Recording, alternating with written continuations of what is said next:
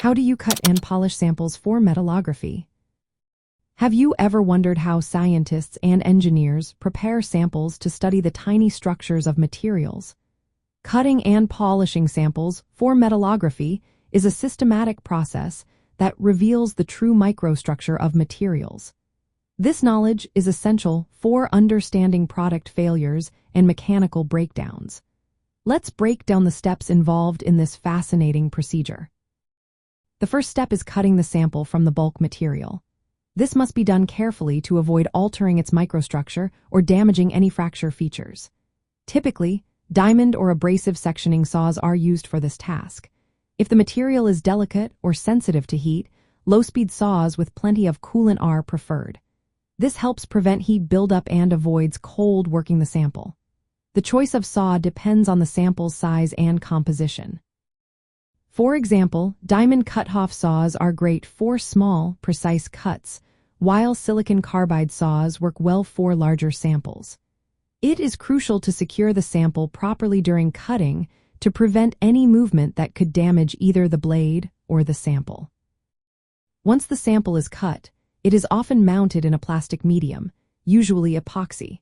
This helps with handling and protects the edges during polishing. The mounting process typically involves using molds that are 1 to 1.5 inches in diameter. There are different methods for mounting. Thermosetting plastics like bakelite requiring heat and pressure, while cold mounting with epoxy is done at room temperature by pouring the resin over the sample. This step stabilizes the sample for the next phases.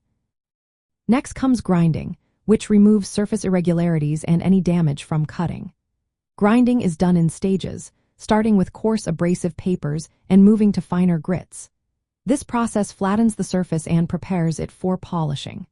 Water or a coolant is usually used during grinding to reduce heat and prevent damage. For reactive metals like magnesium, special coolants such as glycerol-ethanol mixtures are employed to avoid chemical reactions. Polishing is the next step, which refines the surface to a mirror-like finish. This is essential for microscopic examination. Polishing involves using progressively finer abrasives, often diamond suspensions or pastes, applied on polishing cloths. The goal is to remove any scratches left by grinding and create a smooth, deformation-free surface. For metals like magnesium, oil-based diamond suspensions and careful control of polishing pressure are necessary to prevent issues like mechanical twinning. After polishing, samples are cleaned, typically with ethanol, to remove any residues without damaging the surface. Sometimes, etching follows, where a chemical reagent selectively attacks the polished surface. This reveals microstructural features such as grain boundaries, phases, or defects. It is important to perform etching promptly after polishing to avoid surface passivation or contamination. This entire preparation sequence is vital in failure analysis. It allows investigators to observe the material's internal structure accurately. Any mistakes in cutting or polishing can introduce artifacts that may mask or mimic failure features. This could lead to incorrect conclusions about the causes of breakdowns.